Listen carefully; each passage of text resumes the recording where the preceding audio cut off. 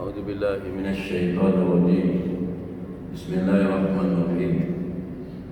السلام عليكم ورحمة الله وبركاته.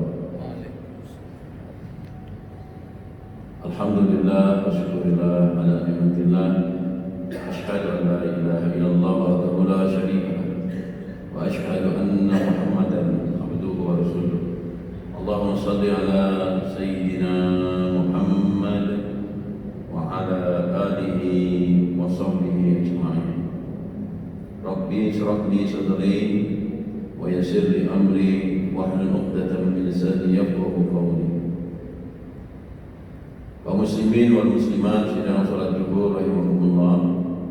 Mari kita bersyukur kepada Allah Subhanahu wa taala. Alhamdulillahirabbil alamin. Mudah-mudahan kita semua diberikan kebaikan di dunia dan akhirat. Amin ya rabbal alamin. Kepada baginda Nabi Muhammad sallallahu alaihi wasallam kita sampaikan shalawat.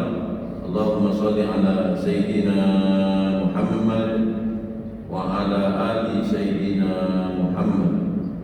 Assalamu alayka ya Rasulullah. Kaum muslimin muslimat rahimahullah, kita lanjutkan kajian kita pekan yang lalu, yaitu hadis dari Wahab bin Munabbih, bahasanya dikisahkan iblis diperintahkan Allah untuk menjumpai Rasulullah dan menjawab segala pertanyaannya, dan tidak boleh berdusta sekalipun, tidak boleh berdusta. Apabila iblis berdusta, maka dia akan musnah.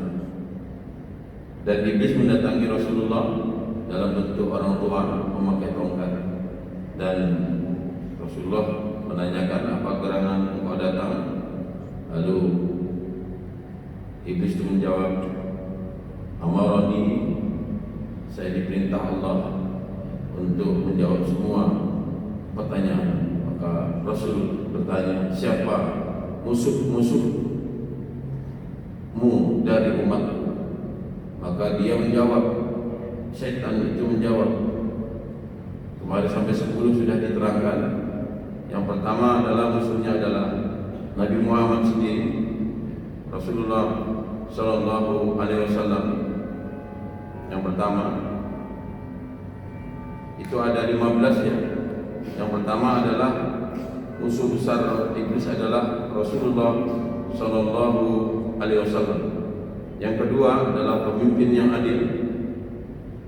Yang ketiga adalah orang kaya yang rendah hati.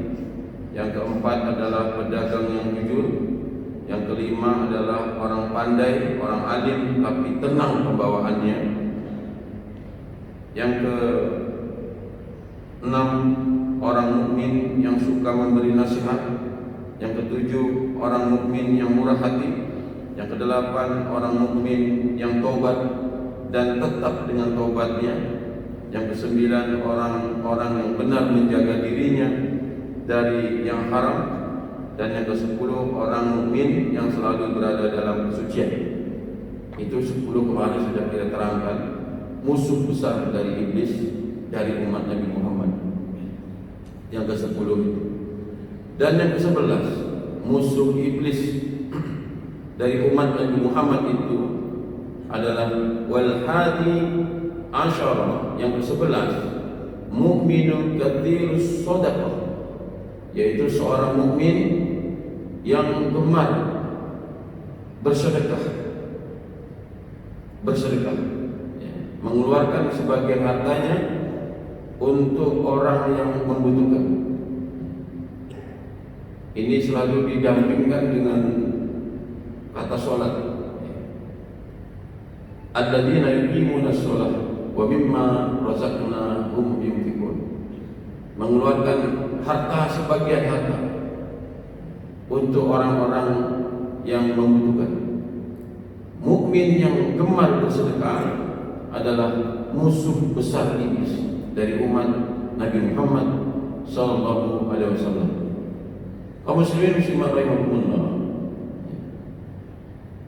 ada cerita dari zaman Nabi Musa alaihissalam.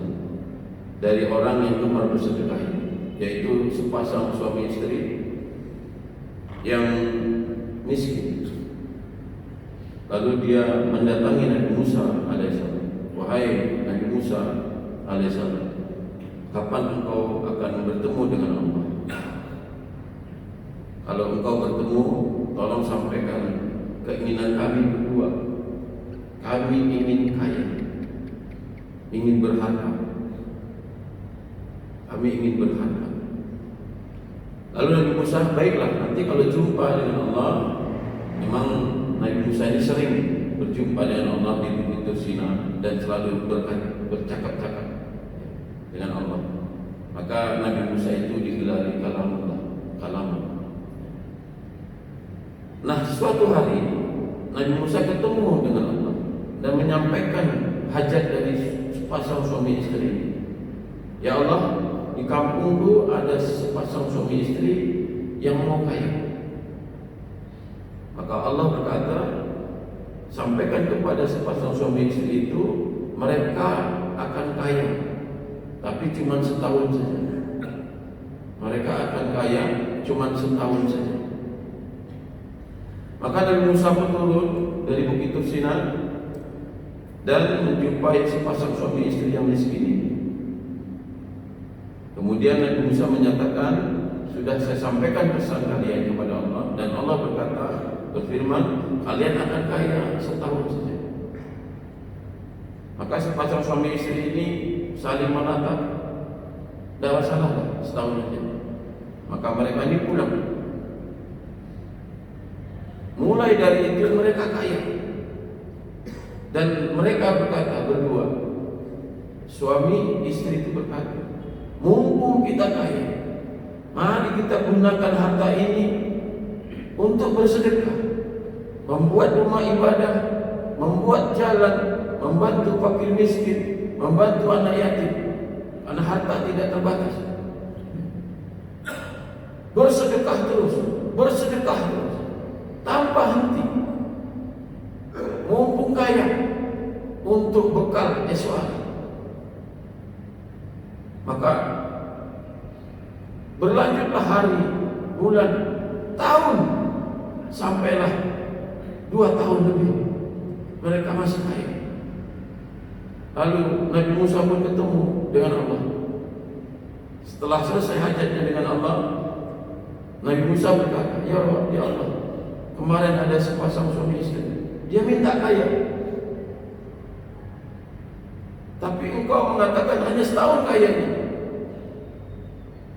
Tetapi saya lihat mereka masih kaya sampai sekarang, 2 tahun lebih mereka masih kaya. Apa gerangan yang terjadi ya Allah? Maka Allah berkata, aku malu mengambil harta kepada orang yang dermawan.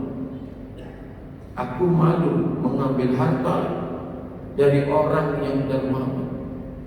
Itu kata Allah Subhanahu wa taala. Maka Rasul menjamin tidak akan miskin orang yang mengeluarkan zakatnya, orang yang berinfak, orang yang bersedekah.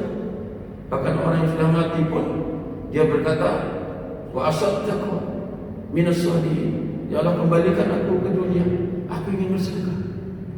Karena memang ketika dia sudah berada di akhirat, sedekah itu menjadi pelindung. Kalau di alam kubur, dia menjadi pelindung dari azab kubur. Kalau nanti di padang mahsyar, dia akan menjadi pelindung dari matahari yang 1 mil. Mil bukan jarak, tapi mil itu pensil alis, kata orang Arab. Berarti matahari berjarak 1 mil, 1 pensil alis, 1 jengkal. Maka sedekah itu menjadi pelindung dari panasnya dari matahari, dan sedekah itu menjadi penekan keringat yang menenggelamkan. Maka orang yang sudah mati itu, ketika dia ingin dibalikkan ke dunia, dia ingin bersedekah. Maka orang-orang yang bersedekah itu adalah musuh besar iblis, laknatullah. Itu yang bersedekah. Wasani asyar, musuh iblis yang ke-12 adalah mukminun hasanul khulqi ma'al nas, yaitu seorang mukmin yang mempunyai akhlak yang baik, yang bermanfaat untuk semua manusia. Mukmin yang saling tolong menolong kepada sesama manusia. At-ta'awanu 'alal birri wat taqwa wa la ta'awanu 'alal ismi wal 'udwan. Ini perintah Allah. Jadi seorang mukmin yang tidak memikirkan diri sendiri, ketika dia bisa membantu orang, maka dia akan berusaha untuk membantu orang, baik secara material maupun spiritual. Dia akan membantu. Tidak bisa membantu secara material, hendaknya dia berikan senyuman ketika tidak bisa membantu secara material. Dan kalau bisa, bantulah secara material. Dan kalau tidak bisa, secara pikiran, bisa menenangkan saudara-saudara kita yang dalam kesusahan. Jadi orang-orang beriman yang bermanfaat kepada manusia lain dan mempunyai akhlak yang baik kepada sesama saudara kita. Innamal mu'minuna ikhwah. Saudara-saudara kita adalah orang-orang yang beriman. Itu adalah saudara-saudara kita. Maka orang yang bermanfaat, orang yang selalu membantu sesama saudara kita, itu adalah musuh besar iblis laknatullah. Wasalisu asyara, yang ke-13 dari musuh iblis laknatullah adalah mukmin yanfa'un nas. Apapun yang menjadi kesusahan dari saudara-saudara kita, dia selalu meringankan. Baik kesusahan secara material maupun persoalan-persoalan kehidupan, memberikan haknya, walaupun haknya itu hanya sekedar mengucapkan salam saja atau menjawab salam saja. Itu dia selalu berpikiran untuk bisa menolong saudara-saudaranya. Kaum muslimin muslimat rahimakumullah. Selanjutnya, warabi'u asyara, yang ke-14 dari musuh iblis itu, hamil Quran yudimu ala tilawatihi, orang yang bisa membaca Quran dan dia selalu membacanya. Ini ada 2 poin. Musuh iblis, orang-orang yang bisa itu artinya bukan hanya sekedar membaca Quran. Dia membaca Quran sesuai dengan kaidah-kaidah Quran. Orang yang bisa membaca Quran sesuai dengan kaidah-kaidah Quran, itu musuh besar iblis. Yang pertama. Yang kedua, selain dia bisa membaca Al-Quran dengan sesuai kaidahnya, tapi dia selalu membacanya. Dia selalu membacanya. Itu musuh besar iblis. Artinya, ada orang yang bisa baca Quran, tapi tak pernah dibaca Quran. Itu menjadi teman iblis. Ada orang yang bisa membaca Quran sesuai kaidah dan dia selalu membacanya, itu yang menjadi musuh-musuh iblis.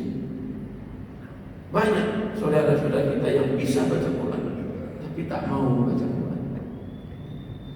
Jadi orang yang bisa membaca Quran dan dia gemar membacanya, itu adalah musuh besar iblis laknatullah.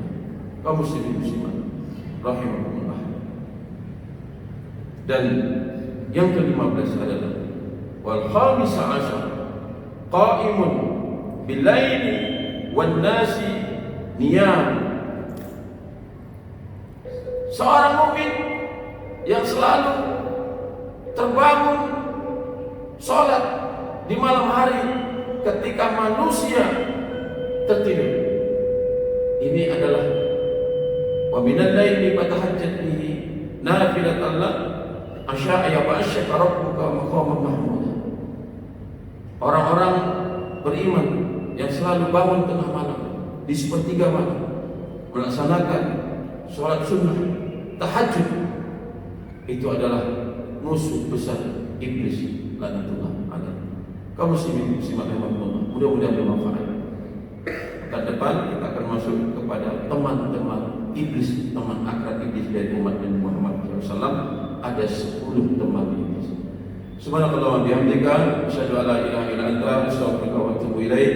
Assalamualaikum warahmatullahi wabarakatuh.